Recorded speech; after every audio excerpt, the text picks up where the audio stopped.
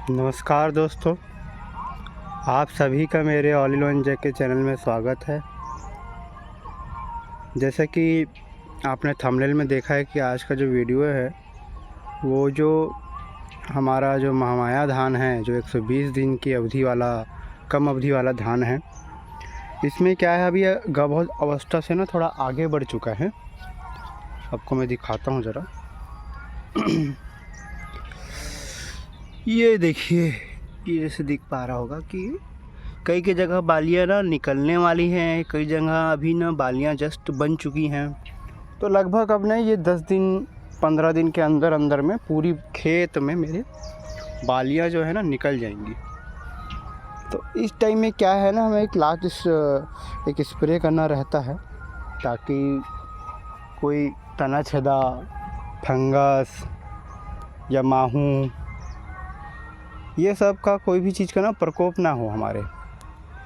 आपने पहले मेरा एक वीडियो देखा होगा जिसमें मैंने गभोट की अवस्था में जब बालियाँ बन रही होती हैं अंदर, है ना, उस टाइम मैंने 05234 का स्प्रे किया था। साथ में एक इंसेक्टिसाइड जो था एवेंजर, जिसमें लेमडासाइलोथ्रिन और थायक्सथॉम जो दोनों मिक्स रहता है, कॉम्बिनेशन में आता है ना, 12% और 9% के, उसका मैंने स्प्रे किया था।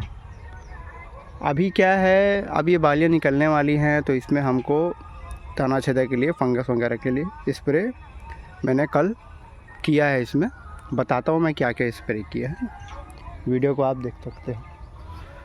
अब जैसे कि मैंने जैसे कहा कि फंगस के लिए मैंने ना इस बार एजोस्ट्रोबिन 11% और टेबुकोनाजोल 18% जो आता है, इसका इस्तेमाल किया। इसका इस्तेमाल क्यों किया मैंने, क्योंकि ये कम अवधि वाला धान है हमारा, तो हम लोग इसमें ना ज़्यादा फंगस आता नहीं है ना। फंगस होता है उतना हमें दिखाई देता नहीं है, जब बालियाँ निकल रही होती है ना तभी हमें फंगस का प्रकोप दिखाई देता है। तो उससे पहले हमने कोई भी ना एक भी इसमें फंगस का दवाई नहीं लगाया था। तो क्या कहीं गलन भी हो सकता दिख रहा था, गलन जो सीड ब्लाइट होता है, तो इसलिए मैंने एजोस्ट्रोबिन का इस्तेमाल किया है ना। एजोस्ट्रोबिन का इस्तेमाल किया, ये क्या है, गलन में भी काम आता है। साथ में जो बदरंग हो जाता है ना हमारा धान, कुछ जगह बदरंग दिखता है फंगस की वजह से, उसके लिए काम आता है। और टेबुकोनाजोल जो है हमारे ब्लास्ट के लिए काम आता है। ठीक है, इसका इस्तेमाल किया। ये मेरे को ना 1400 रुपये का 500 ml पड़ता है, वही आपको 700 रुपये एकड़ पड़ता है ये। ठीक, अब ये दिखाता हूँ मैं तना छेदक के लिए क्या लाया था। तना छेदक के लिए ना मैं सिमलॉन्ग लेके आया था। इसमें टेक्निकल क्या है वो देखना ना। इस बार इसमें ना क्लोनिल जो है ना, जो कोराजन का जो टेक्निकल था, उसमें लेमडासाइलोथ्रिन का देखिए 9.3% जो है, 9.3% CTPR है ना, क्लोंटाप्रोनिल कोराजन, और लेमडासाइलोथ्रिन 4.6% है। तो दो कॉम्बिनेशन के साथ ये तना छेदक के लिए है। तना छेदा इसमें नहीं आ पाएगा इस बार लग रहा है ना, इसलिए।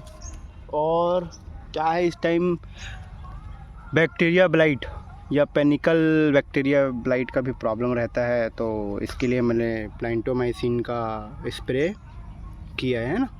ये आपको 100 ग्राम लगता है। ये आपको ना, ये क्या कहते हैं, कितना ml है ये, हाँ, ये आपको सिर्फ 125 ml लगेगा एक एकड़ में। ये 250 ml है, मैंने 2 एकड़ के लिए लिया था। और साथ में आपको एक चिप को मिला लेना है ना, 5 ml या 10 ml, जितना भी आपको लगे। 5 ml से ऊपर आप इस्तेमाल कर सकते हो। और साथ में मैंने एक ना माहू की दवा, थायक्सथॉम 25% जो आता है माहू के लिए, उसका इस्तेमाल किया। थायक्सथॉम का इस्तेमाल मैंने क्यों किया है, देखिए, माहू को ना क्या है, आप कंट्रोल ना शुरुआत से कर सकते हो। अगर आप पेड़ में ना दवाई उसकी डालते रहोगे, पेड़ में ना उसकी दवा डली रहेगी ना, तो ना आसानी से आप ना कंट्रोल कर पाओगे। अब बालियाँ निकल जाएंगी, फिर उसके बाद उसका अटैक हो, तो उस समय क्या है ना, वो दिखना शुरू हो जाता है। और फिर ना वो 1-2 दिन में ही अपना ना, मतलब वो पूरा परिवार ना एकदम अंडा इतना देने लग जाता है और इतना जल्दी बढ़वार होता है कि फिर उसके बाद आपको ना पाइमेट्रोजीन हो गया, उसको अकेले डालने से काम नहीं करता। फिर आपको ना BPMC डालना पड़ता है, गैस बनाने वाली दवाई, मतलब और हो सके तो और कंट्रोल ना हो तो फिर पैक्सलोन डालना पड़ जाता है, जो कि बहुत महंगा है। वो करीबन 1300-1400 रुपये के या 1500 तक पड़ता है ना पैक्सलोन। तो इससे अच्छा क्या है, थायक्सोम डाल दो 25% पहले, या इमिडाक्लोप्रिड भी डाल सकते हो। इससे क्या है ना, आपको बहुत जल्दी कम खर्चे में माहू का ना कंट्रोल मिल जाता है। अब जैसे कि अब मेरे को ये डाल दिया हूँ मैं, अब अगर माहू आएगा भी ना तो बहुत कम दिखेगा। तो उस टाइम में अगर पाइमेट्रोजीन को भी स्प्रे कर दूंगा ना बालियाँ निकलने के बाद, जैसे ही ये दूध भरने का अवस्था आ जाती है ना, अगर उस टाइम दिखे तो मैं उसको डालूँगा, ठीक। और थायक्सोम सस्ता भी पड़ता है यार, 350 रुपये मेरे को पड़ा 250 ग्राम, और उसको हमको 2 एकड़ में डालना रहता है। तो बहुत सस्ता भी दवाई है वो, है ना। आप चाहो तो इमिडाक्लोप्रिड का भी इस्तेमाल कर सकते हो। लास्ट में यही कहूँगा यार, जितना हो सके कम खर्चे में खेती करने की कोशिश करो। अब मैं तो वही करता हूँ। ये तना छेदक का जो मैं बताया ना, सिमलॉन्ग, जिसमें कोराजन और लेमडा साइलोथ्रीन है, ये भी मेरे को 1000 पड़ा, मतलब 500 रुपये एकड़ पड़ा है ना। 2 एकड़ के लाया था मैंने 2 एकड़ में ना महमाया धान डाला हुआ है। ये 70 दिन के आसपास की, 9 जुलाई के आसपास की बुआई है, तो 70 दिन से ऊपर हो चुका है।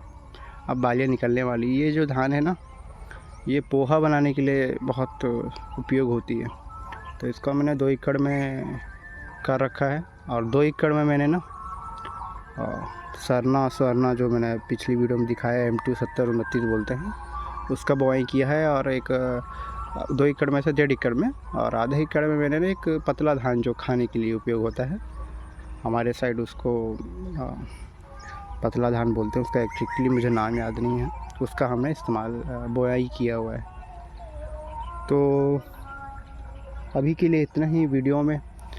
मैंने जैसे बताया, ये आप इस चीज़ों का इस्तेमाल कर सकते हैं। और हाँ, मैंने ना मतलब इसी साथ में ना, मतलब इस वाले में तो मैंने 05234 का अलग से इस्तेमाल किया था, मगर एक खेत में ना मैंने 05234 का ना इस्तेमाल ना नहीं कर पाया था थोड़ा, क्योंकि वो निकलने का शुरू हो गया था। तो मैं गया था डालने, तो मुझे लगा कि अब इसमें लास्ट तो इसी स्प्रे करना ज़रूरी रहेगा।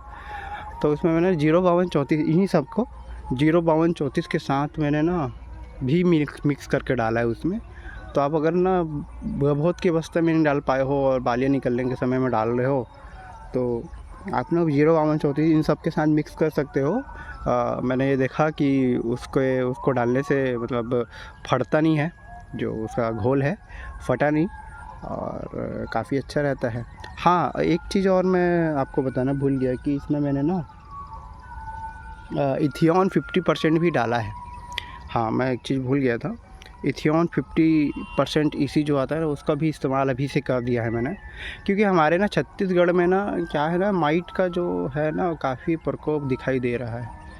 तो माइट इतना आजकल दिखाई प्रॉब्लम आ रहा है। अभी कई जगह जो हमारे साइड बोता किए थे, बोता या लगोना लगाए थे, उन लोग का धान निकल चुका है, तो उसमें काफ़ी ना माइट का प्रॉब्लम आ रहा है। तो मैंने इसलिए अभी निकलने से पहले ही एक मकड़ी नाशक का इस्तेमाल कर दिया था, क्योंकि वो पत्तों के ना जस्ट नीचे जो डंडी होती है उसमें रहता है। तो उसमें अगर पड़ेगा तो जितना हो सके कंट्रोल हो पाए, फिर निकलेगा तो उस टाइम में। और इसमें मकड़ी नाशक और माहू का स्प्रे करूँगा, जैसे भी जो भी मुझे बीमारी अगर दिखेगी तो ज़रूर उसका इस्तेमाल करूँगा, है ना। तो वीडियो में बने रहने के लिए धन्यवाद। चैनल को सब्सक्राइब करना, और खेती किसानी से रिलेटेड इसी तरह की वीडियो देखने के लिए मेरे चैनल को सब्सक्राइब कर लीजिए। मैं आगे भी और वीडियो आपके लिए लाता रहूँगा कि आप जब बालियाँ निकल जाएंगी तो उस समय जो कीट वगैरह आती हैं, तो उसके लिए आपको क्या क्या चीज़ें डालनी रहती है, उसके लिए भी मैं वीडियो जल्द ही अभी बना डालने वाला हूँ। तो चैनल को सब्सक्राइब कर लीजिए। धन्यवाद। मिलते हैं नेक्स्ट वीडियो में।